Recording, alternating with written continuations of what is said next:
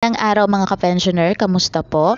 Isang magandang balita po. Ang topic natin today tungkol po ito sa schedule ng pag-release ng inyong 13-month at December pension. Before po tayo mag-start, please consider to subscribe my channel and click the notification bell para ma-notify po tayo sa mga susunod na videos tungkol sa mga ganitong topic. This channel is focused more on important news, helpful tips, tutorial videos at iba pa.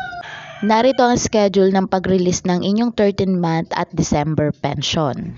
Para sa mga tumatanggap ng monthly pension sa pamamagitan ng PesoNet participating banks, ito po yung date of contingency, una hanggang ika-15 araw ng buwan. Ang crediting date po nito ay December 1, 2022. Ika-16 hanggang huling araw ng buwan, ang crediting date po niya is December 4, 2022. Ang crediting ng 13-month pension ng mga pensyonadong nag-avail ng advance 18-month pension bilang initial benefit ay sa December 4, 2022. Para sa mga tumatanggap ng pension sa pamamagitan ng SS accredited non-PesoNet participating banks at check, makapag-ugnayan ang SS para maisagawa ang mga sumusunod. Para sa mga non-PesoNet banks na may credit ang mga nabanggit na pension sa account ng mga pensyonado bago matapos ang December 4, 2022.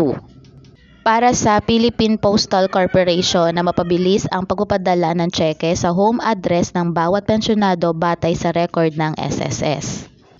Kung ang petsa ng pag-credit ay natapat ng Sabado, Linggo o holiday, ang pensyon ay ike-credit sa huling araw na may pasok bago ang Sabado, Linggo o holiday.